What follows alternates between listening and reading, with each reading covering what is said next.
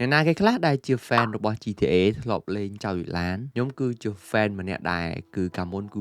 លេងវក់ដាច់បាយដាច់ទឹកគឺលេងដល់ក្អួតក៏មានដែរកាលមុនហ្នឹងគឺលេងសប្បាយមែនតើលេងធ្វើ mission បើកឡានបើកម៉ូតូគឺសប្បាយមែនតើសំលុយទៅរំបានទិញឡានមួយទិញមិនកំភ្លើងមួយគឺយ៉ាប់ប៉ុន្តែសប្បាយក្រោយមកក៏គេមានសេរី hack បានគឺសេរីកូដបានគឺចង់បានអីបាននឹងចង់បានកំភ្លើងបែបណាបែបនឹងចង់បានឡានបែបណាបែបនឹងគឺ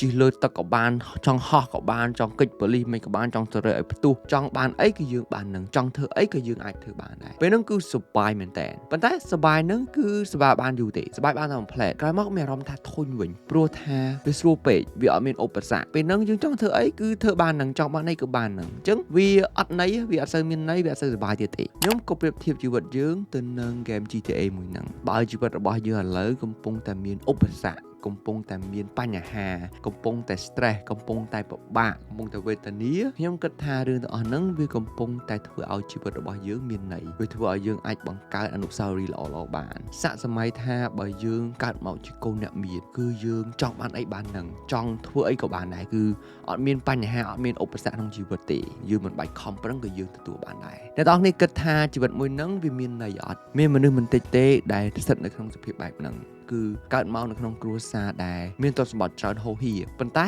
បែរជាមិនសប្បាយចិត្តបែរជា depression បែរជាធ្វើរឿងអីបែកឆ្វេងចឹងទៅពេលខ្លះរាប់អានមិត្តភក្តិខុសធ្លាក់ទៅធ្វើគ្រឿងញៀនអីចឹងទៅអញ្ចឹងដោយសារតែវាស្រួលពេកវាអត់មានបញ្ហាវាអត់មានឧបសគ្គអញ្ចឹងចង់ធ្វើអីធ្វើនឹងចង់បានអីបាននឹងគឺស្រួលងាយស្រួលអញ្ចឹងវាធ្វើឲ្យវាអត់មានភាពរីករាយមានភាពថារំភើបសប្បាយក្នុងការខិតខំធ្វើអ្វីមួយគឺវាស្រួលពេកអញ្ចឹងអ្វីដែលខ្ញុំចង់និយាយគឺថាបើអ្នកទាំងអស់គ្នាកំពុងតែពិបាកកំពុងតែជួបបញ្ហាកំពុងតែជួបឧបសគ្គកំពុងតែ depression កំពុងតែវេទនាក្នុងណាមួយកុំតូចចិត្តកុំអន់ចិត្តជាមួយនឹងជីវិតខ្លួនឯងអីត្រូវរៀនទទួលស្គាល់រៀនទទួលយកជាមួយនឹងអ្វីដែលយើងមានហើយអ្វីដែលសំខាន់គឺយើងត្រូវតែរីករាយជាមួយនឹងអ្វីដែលយើងមាននៅកន្លែងដែលយើងកំពុងនៅហើយត្រូវតែខិតខំប្រឹងប្រែងបន្តទៀតដើម្បីឲ្យជីវិតរបស់យើងល្អប្រសើរជាងមុន